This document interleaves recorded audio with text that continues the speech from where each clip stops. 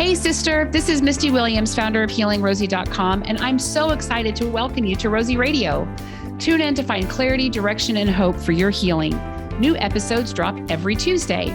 We created this show to empower you to regain control of your life and feel like yourself again. Yes, sister, it is possible. Well, today we are going to have a conversation with my friend, Dr. Lindsay Elmore, about the mental health crisis that we're dealing with in the year 2022, 2 years into the pandemic, where collectively as a society, whether you're here in the United States or you're listening from the UK or Australia or some other part of the world, we have together gone through a really traumatic reckoning with this pandemic. There has been not only the controversy surrounding the pandemic itself, but the impact this has had on us at a micro level. You know, you think about the early days of the pandemic when all of us went into lockdown for the very first time. And I remember the first thought crossing my mind when I heard that we were going to go into 2 weeks to slow the spread was, oh my gosh, what about those families where home isn't a safe place? What about the women who are locked in homes with an abusive husband, or the children who are locked in homes with parents whose marriage struggles, where there's a lot of fighting and now they can't escape each other. You think about kids. My own niece was in high school, still is in high school, and she experienced her sophomore year doing school from home for the first time, right? In a school district that really had no idea how to effectively teach children to learn in a remote setting. And she is just now starting to talk to me about the trauma that she endured through that time and the effect that it had on her mental health. She's actually using those words with me now, Aunt Misty. It was really, really hard on my mental health, and talking about how scared and overwhelmed she felt, the tremendous anxiety that she endured because she is basically locked in her room for a year. That's what it amounted to for her. She wasn't going to school. Her mom was very concerned about the safety of being out in public. So she actually didn't leave her home for a really long time. And it was very scary and overwhelming for her. She's in high school where everything counts for college, and she has a year of really struggling with her grades and, everything else that goes along with it. So collectively, we have been through a lot of mental and psychological trauma. And for many people, I see women in our community who are talking about the 20 or 30 or 40 pounds that they've gained during the lockdown, not moving, not having your normal routines, maybe doing emotional stress eating to cope with what's happening. And I'm seeing my cousins emerge from what happened with COVID, actually feeling more fearful than ever about what's happening in our world. I think the vulnerability of living in a society that can lock everyone down, like we've all been locked down for some people, is a lot to process. And I want us to talk about this today with Dr. Lindsay, because this is a very real area of struggle that we're all dealing with. We are all trying to figure out, what do we do about our emotional health through this time? We've seen marriages disintegrate, families broken apart because of what they've endured over the last couple of years. People are rebuilding their lives from the ashes of a really destructive time, and they're struggling to cope. And I want us to unpack this a little bit and walk away from this conversation, not only collectively acknowledging what we've all been through, right? We have all been through a lot. Even the strong ones have had to be strong for a really long time, right? So we've been through a lot. And what's important is, where do we go from here? How do we manage all of this stress and anxiety and depression and the dissonance that we're feeling in our heads from a really traumatic time? So this is going to be a super powerful conversation. I'm so glad all of you joined us. Dr. Lindsay Elmore is a board-certified pharmacist, functional medicine clinician, speaker, author, entrepreneur, yoga instructor, and world-renowned wellness expert. She's an undergraduate with a degree in chemistry from the University of Alabama, Birmingham, and a doctorate in pharmacy from the University of California, San Francisco. Lindsay is a leader in the mental wellness movement and helps people craft their microbiome to reduce the risk of mental health challenges. Welcome, Lindsay. Hey, thanks so much for having me, Misty. I'm excited to be here. Well, I'm excited for you to be here, and I'm excited for us to tackle this topic. I set the stage here with some things that I'm observing in my own world as it relates to the world post-pandemic, post-March 2020, when everything kind of shifted on its axis for all of us. And I think it would be helpful maybe if we just heard a little bit from you. What are you seeing in your corner of the world as it relates to our mental health after enduring 2 years of lockdowns and fear around COVID and a virus and all the uncertainty that comes with it? Well, I think we've seen since 2020, 20% of U.S. adults receive some sort of mental health treatment, and 16% of those were treated with prescription meds. And this is up from 2019 data, et cetera. And the National Alliance on Mental Illness reports that 1 in 5 adults has a mental illness problem each year. 1 in 20 has a serious mental illness. 1 in 6 youths ages 6 to 17 has a mental health disorder. And what's even scarier is that the lifetime risk of mental illness is 50% by the age of 14 and 75% by the age of 24. That's staggering. And we also know that kids, suicide is the second leading cause of death in people between the ages of 10 and 34. And during the pandemic, we saw an explosion in substance use disorders, mental illness problems. 12 million Americans had serious thoughts of suicide because we are not built to be alone. We are built to have a community. And 1 in 5 people is saying the pandemic was really hard on me. And the worst part of it is that it's harder now than ever to access mental health services.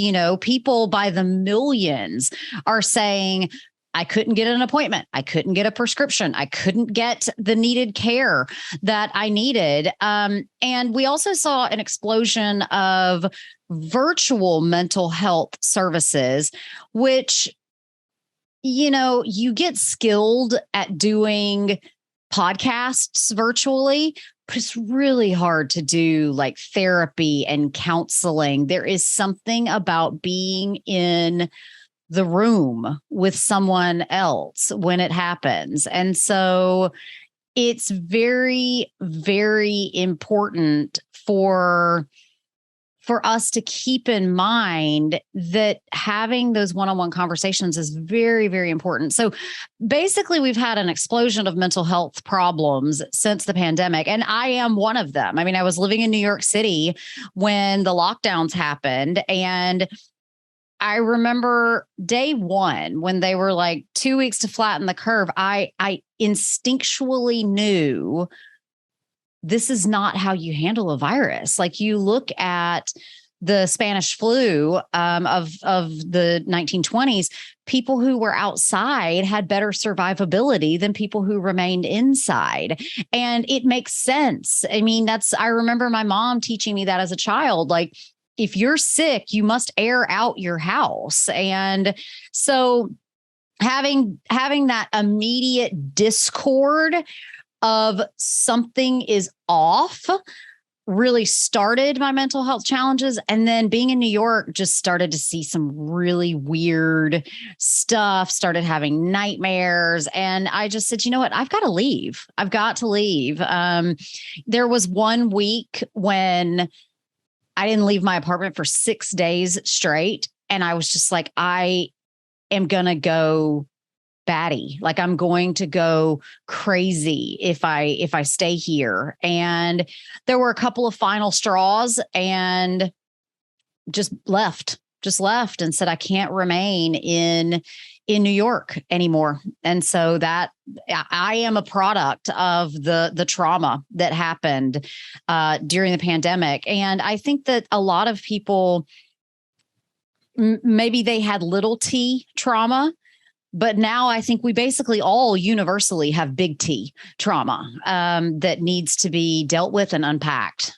Yeah, I remember feeling in the early days of the pandemic. I always get my groceries delivered. Ever since Instacart became a thing, they have brought the groceries to my house. I remember Roderick and I being so excited to go get our groceries from the grocery store because we got out of the house. It got us moving again, Right. It changed our flow completely. I had a friend who had already been planning to move to Austin from LA. And she drove the Tuesday after the pandemic was announced. She drove from LA to Austin and went into lockdown with us. And it was really hard and confronting to watch the messaging around like being scared of being in each other's presence, can we just take a step back and go, what a missed opportunity. What a missed opportunity. If instead of going on TV and saying, stay home, sanitize everything, wear a mask, avoid other people, what if we had gone on the news and said, hey guys, there's a virus coming and we don't know a lot about it. And so we don't know what to expect. So what we have been telling you about staying a normal body weight, exercising, sleeping well, stressing less, getting diverse vegetables in your diet. If we had gone that direction, we could have actually transformed American healthcare. And I heard an interview for a woman who ended up quitting Meals on Wheels during the pandemic because she was just like, we're delivering this cheap, processed, genetically modified, nutrient devoid food. Frankenfood. Yeah, Frankenfood, food-like products. It's not food, it's food-like products. And we could be delivering actual food to make people healthy. I mean, the most unhealthy food you can eat in America is inside of a hospital.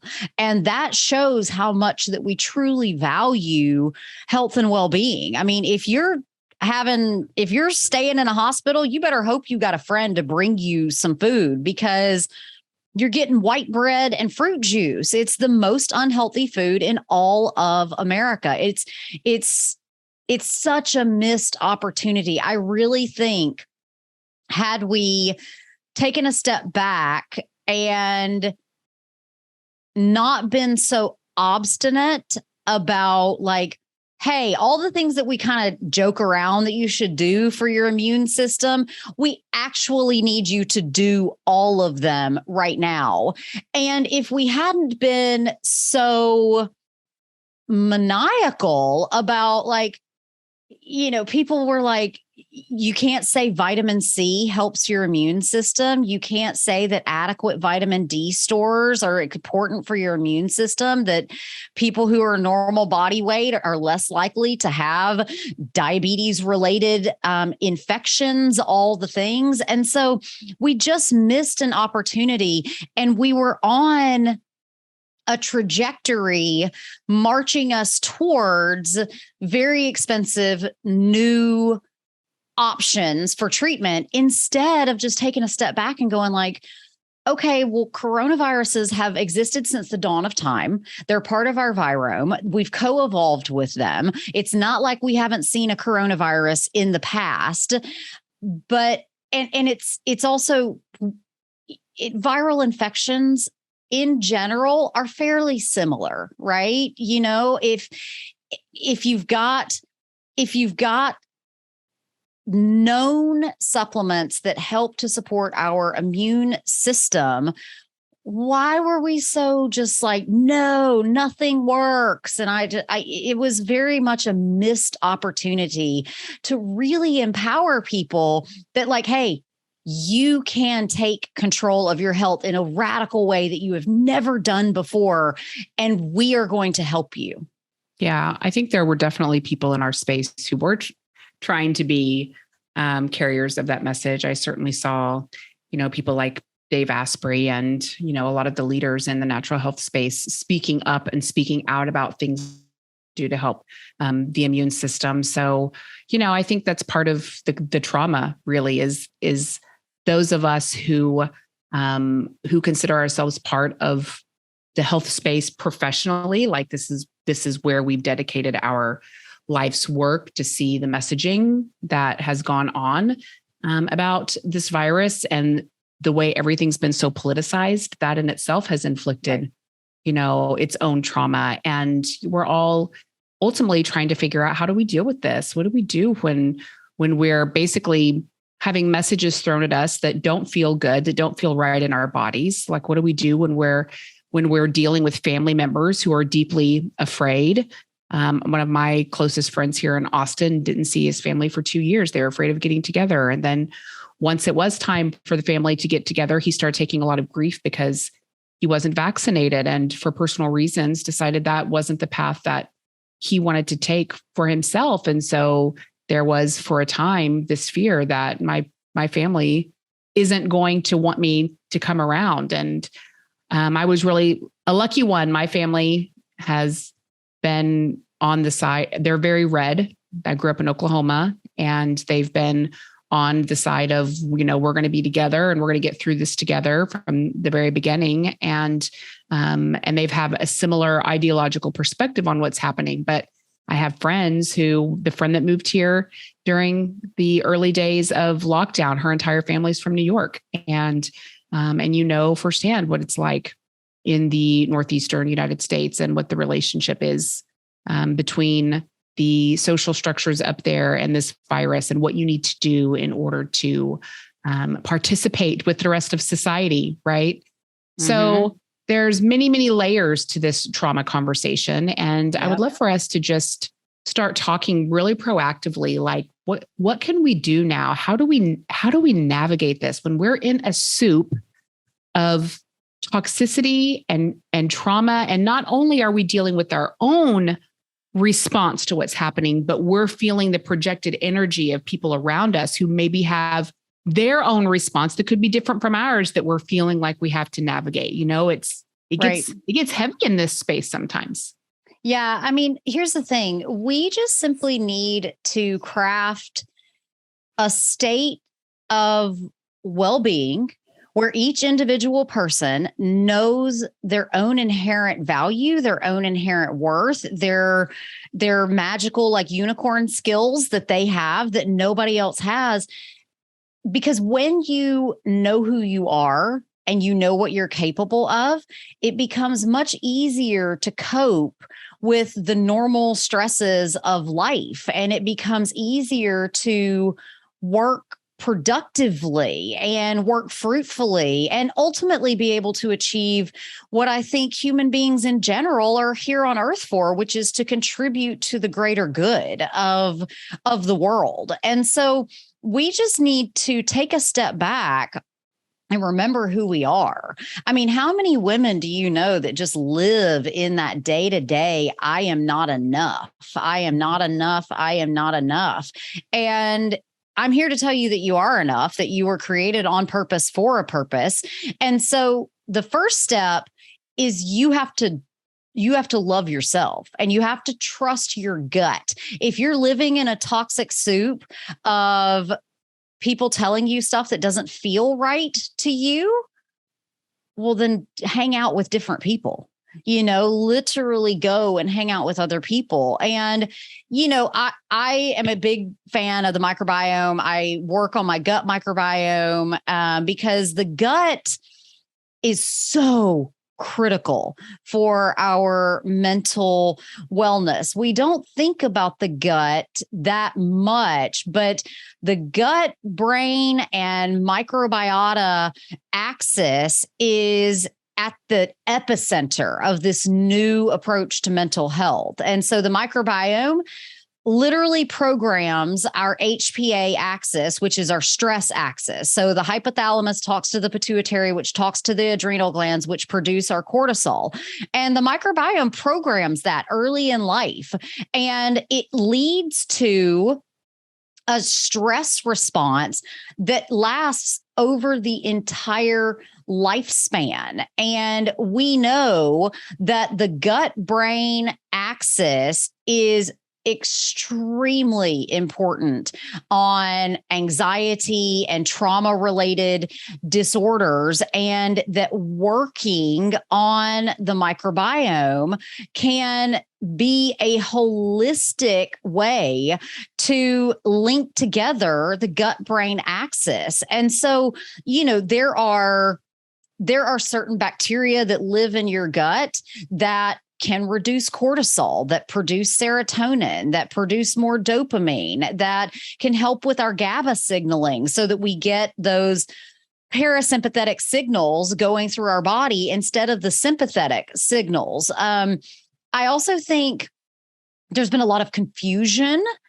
over the past couple of years, and the confusion is something that we can address with nootropic supplements that can help with our cognition, our focus, our mental clarity, all of the things. There are probiotics that you can use that help to reduce nervous system inflammation, supplements that can help your neurons to fire together more effectively, because we say in neuronal generation that which wires together fires together, and you can rewire your brain. And what fires together wires together. And the more that you work on firing things in the right direction, the better off you'll be. So if right now you're living in just a huge boatload of stress, number one of my favorite things that I've learned in Al-Anon is never try to regulate anybody else's behavior other than your own. And yes, that breaks down a little bit when it comes to raising children and whatever, because there does have to be discipline and all the things.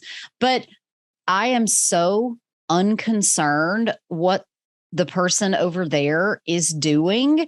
And I think that can be powerful if you can get to a place where you're like, I don't have to care what another person is doing, because it's not my circus and it's not my monkeys, right? Mm-hmm. And so don't wrangle monkeys that aren't yours. And so that is a big deal. And then listen, friends, if you are living under stress, everything else is going to fall apart. Everything else is going to fall apart. And so I don't care what you do to stress less. If that's meditation, great. If it's going to bed an hour earlier, great. Is it uninstalling news apps from your phone? Great. Is it turning your phone off at 9 p.m.? I don't care. I don't care what it is that you're doing to stress less. But if you do not stress less, your gut is never going to heal. Your gut-brain axis is never going to heal. And if the gut-brain axis is leaky, we talk about leaky gut all the time. But if you have leaky gut, you have leaky brain, leaky skin, leaky vagina, leaky lungs, leaky heart. It's all leaking, and there is inflammatory mediators that are being dumped into your body. And if you can't stress less, nothing will ever heal. Stress, I believe, is the root cause of, in functional medicine, we talk about the 8 root causes of disease, but there's a reason that stress is number 1, right? That is the first S in the acronym that we remember, because there is no disease that stress does not make worse, and there is no disease that stress does not cause. And so we have to work on healing the gut, and we have to work on bringing in key supplements that can help to specifically work on these neurotransmitters. We also saw a ton of weight gain in the pandemic. And, I look at the average millennial gained 41 pounds between March of 2020 and February of 2021. That is a lifetime of problems waiting to happen. The average essential worker put on 38 pounds during the pandemic. And so now we're talking about, okay, that means that we're going to need probiotics that can help to shred belly fat. And there are those probiotics that exist. You can also focus on, we can work on eating foods that feed bacteria like Akkermansia, that is a bacteria of skinny people. And so when I think of mental wellness, number one, your probiotics that you're using must be strain specific. It's not enough to just run to the grocery store and grab willy-nilly a supplement. You need to know, like, what does that strain actually do? Because some strains of bacteria are there for mental wellness. Others are there for weight loss. Others are there to help heal SIBO. Others are there to help with digestion. Like, all of these trillions of bacteria that live on us, in us, and around us, they have different functions. And so you have to know what you're getting into before just picking something randomly and going, oh, well, all probiotics are created equal. And I also think it can't be understated that you can outstress, overeat, undersleep, and underexercise any supplement routine. And so we have to also have that self-accountability of, this isn't just about taking a supplement and allowing it to solve all my problems. That's what Western medicine does. And we know that it doesn't work for chronic illness.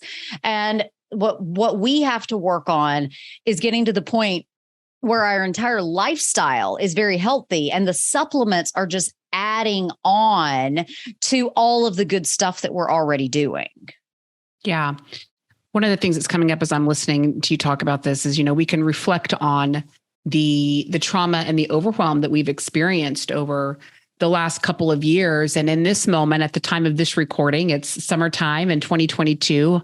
Not sure when everyone's going to be listening to this, of course, but the question that we need to be asking ourselves now is, moving forward, what are we going to be committed to in our life? And really taking an inventory. I really like what you said about the different things that contribute to us feeling so stressed in our lives. I think we could probably look at our reality right now and the things that are showing up in our world based on our responsibilities and the flow and the commitments that we have in our life, and consider, like, is this really the track that we want to be running on? And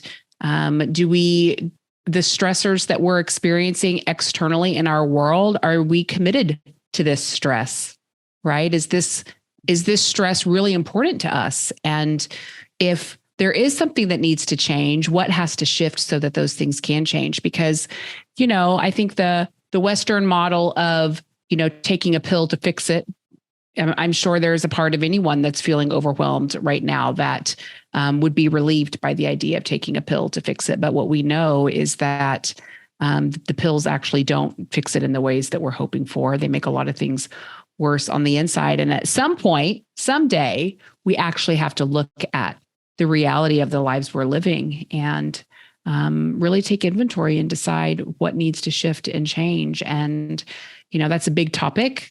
It's a whole podcast in and of itself, unpacking all of that. But there are things that we can do. And that's the thing that I would love for people to take away from this interview is, maybe I'm experiencing this reality, but what can I do? I think you've shared a lot of great things here, Lindsay, that people can consider from a supplementation perspective, and certainly from a, taking moral inventory perspective. But we all need to proactively get acquainted with solutions. And I remember when I first started dating Roderick, one of the things that the language that I would use all the time with him was, this is what I want to create with someone.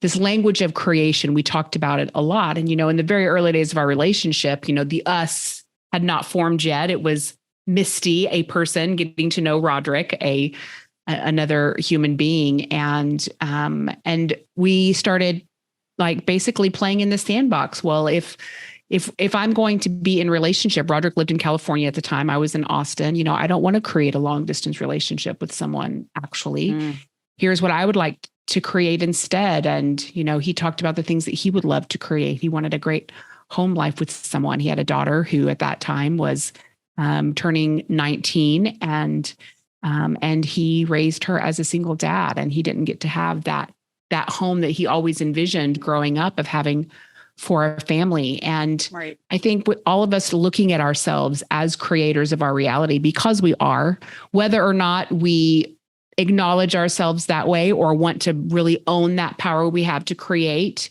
we are all powerful, and we're creating all the time, by the words we use, by the thoughts we think, by how we view what's happened to us over the last couple of years, how we view the future in light of what's happened to us.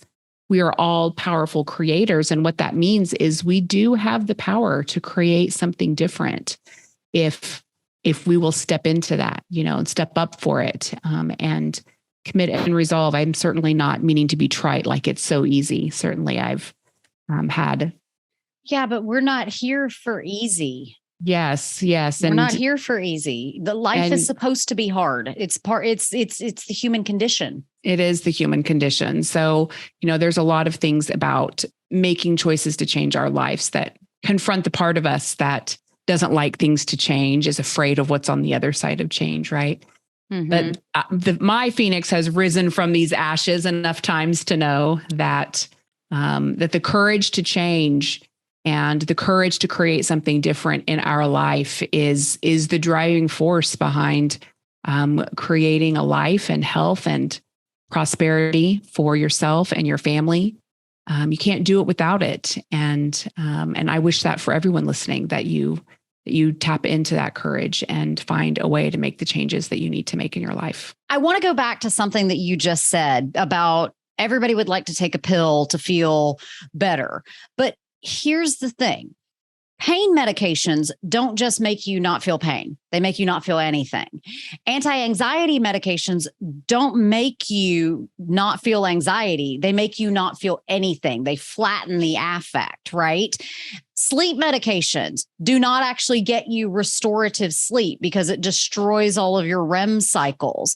So all of these like patchworks that we're putting on trying to feel better. I mean, who saw the study that came out this week that clearly shows that depression is not a serotonin problem? We make up these theories of how disease works so that we can create medications that target the problems, right?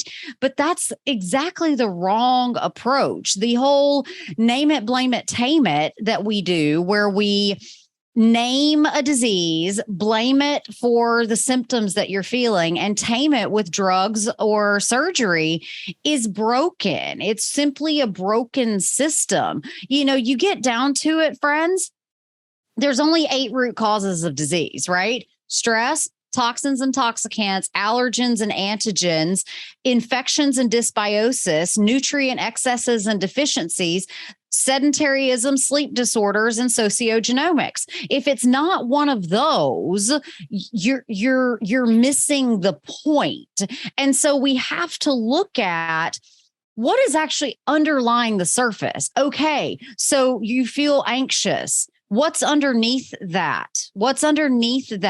And oftentimes it comes back to just our core fears as human beings, whether, people are built driven towards vengeance, driven towards anger, driven towards fear, towards gluttony and lust and all of these things. And we simply have to take a step back and go, well, if there's a wolf and a sheep inside of me, how do I feed the sheep and quiet the wolf? And when we work on quieting the wolf of self-doubt, of I'm not enough, lack mentality, everything is terrible, it will always be terrible, and it's my fault that it's terrible. If you live in that world, a benzodiazepine is going to feel really good. But if you live in a world where you go, I am empowered enough to make this decision. I can do my own research. I can understand that I have special skills and talents that not everybody else can bring to the table. I have the ability to show up as myself and be respected for it. And that's where I want people to get to. I want people to understand that I already said it once, created on purpose for a purpose. And if you don't show up for yourself, your purpose doesn't get lived out. And the people around you, the community around you, does not get served like they deserve from you. Yeah. And I know that this is a topic that you're super passionate about, so much so that you've committed to launching podcasts and being an advocate out there, teaching all of us. I know you have a summit coming up. Yes. Engineering the microbiome. Am I getting that right? Yes. Engineering the microbiome summit, where you're going to dive deeper into a lot of dimensions of this conversation. And I would love for you just to tell us a little bit more about this event and what you have planned for us.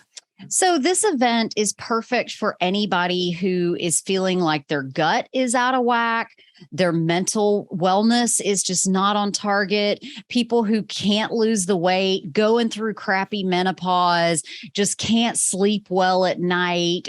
Maybe people who are like suspecting that maybe I have a stealth parasitic infection or a mold toxicity, all of the things, and your microbiome is also very important for your sexual health as well. And so we talk a lot about that. So in the summit, I interview more than 40 experts about everything from how to engineer your microbiome to prevent cancer, engineer your microbiome to prevent dementia. How do we engineer our microbiome for better skin health, engineering your microbiome for better sleep, to protect you from EMFs? How do we use cutting edge therapies like ozone to engineer our microbiome?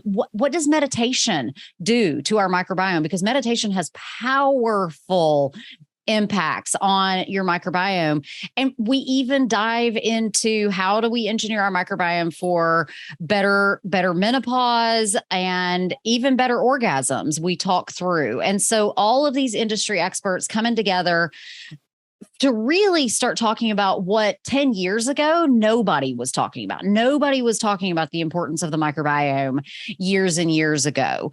And the emerging data is basically showing us very clearly that the microbiome impacts everything. It is on us, in us, around us. And part of the reason that we're so sick these days is because we talk about the environmental impacts of the microbiome. Like the soil microbiome is absolutely critical for generating vitamins and minerals that go into the plants that are grown. And so your microbiome is not just in you. It's in you, it's on you. It's shared between people, and it is also shared as a communication tool for the entire world. So the microbiome is us. We are our microbiome. We have more bacterial cells living, not just bacteria, yeast, fungi, viruses, archaea, all the things. We have more of those cells than we do human cells. We are more bacteria than we are human. And the entire world is coated in the microbiome. And so it's very important that we really start to dive into what does the science tell us about how important this is.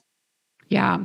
Well, I know 10 years ago when my journey started, the things that we have access to today and what we can do today to optimize they were nowhere to be found. A decade ago. Things have come a long way over the last 10 years. And I'm really excited that you've put this together to help educate all of us. I know when I've hosted similar events, the education that I get as the host is pretty phenomenal, getting to talk to some of the top experts in the world. But it's also really amazing to be able to invite people in to peer into these fantastic conversations and start connecting the dots on your own issues and things that you can do, getting those 2 millimeter shifts, that can make all the difference in the results you're getting. So you're going to have a link to sign up for this summit in the show notes over at healingrosie.com. If you would like to join Lindsay and the 40 experts that she's brought together for this event, tell us the dates of the event. It will be live, free, and online September 26th until October the 2nd. That's right. 2022. So hope all of you can go sign up for that. Thank you so much for joining us today, Lindsay. This has been a phenomenal conversation. I hope it was thought-provoking for everyone listening in, made you think about where you're at with the pandemic narrative and given you some ideas on some things that you can do to start creating some shifts in your life. So this has been great. Thanks so much. Thank you. All right. We'll see you guys soon. That's it for this week's episode. Thank you for listening. I hope you're feeling more empowered to overcome your flabby, foggy, and fatigued and to reclaim your life. If you haven't subscribed yet, don't forget to hit that subscribe button right now so you don't miss any of our episodes. We have some awesome shows coming right up. I love reading your reviews and comments too. They inspire me and encourage other Rosies to hang out with us and learn all these amazing strategies for healing and living our best lives. Till next time, sister. Bye.